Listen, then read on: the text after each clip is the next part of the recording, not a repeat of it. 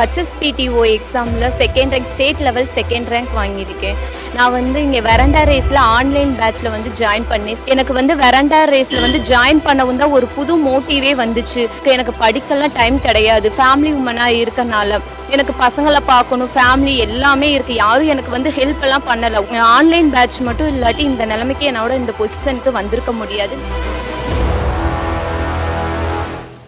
என் name Tamilselvi. நான் HSPTO எக்ஸாமில் second rank, state level second rank வாங்கியிருக்கேன்.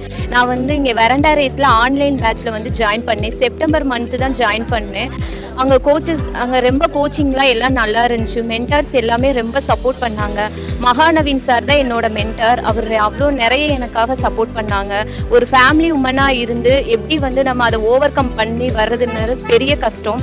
அது எனக்கு இந்த ஆன்லைன் பேட்ச் தான் ரொம்ப ஹெல்ப்ஃபுல்லாக இருந்துச்சு. இந்த ஆன்லைன் மட்டும் எனக்கு இல்லாட்டி நான் கண்டிப்பாக இந்த நிலைமைக்கு வந்திருக்க மாட்டேன்.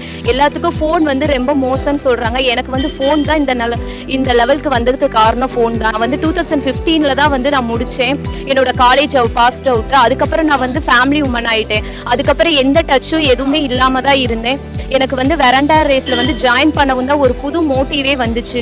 நம்மளும் படிக்கணும், நம்மளும் நல்ல நிலைமைக்கு வரணும் அப்படின்னு ஒரு புது மோட்டிவ் வந்துச்சு. அதுக்கப்புறம் ஜாயின் பண்ணேன். இப்போ நான் ஸ்டேட் லெவல் செகண்ட் ரேங்க் வாங்கியிருக்கேன். நான் உட்காந்து இதுக்கு எனக்கு படிக்கலாம் டைம் கிடையாது, ஃபேமிலி உமனாக இருக்கனால எனக்கு பசங்களை பார்க்கணும், ஃபேமிலி எல்லாமே இருக்குது. யாரும் எனக்கு ஹெல்ப் எல்லாம் பண்ணலை. ஒரு நிமிஷம் கூட, ஒரு 5 மினிட்ஸ் கூட யாரும் எனக்காக உட்காந்து படிக்கலை. நான் எல்லாமே ஹெட்செட்டில் அவங்க எடுக்கிற கிளாஸ் போயிட்டே இருக்கும். நான் கேட்டுக்கிட்டே ஹெட்செட்டில் கேட்டுக்கிட்டே வேலை பார்த்துக்கிட்டே தான் இருப்பேன். அவங்க சொன்னதை மட்டும்தான் நான் கேட்டேன். நான் புக்கிலலாம் உட்காந்து எப்படியும் உட்காந்து படிக்கவே கிடையாது.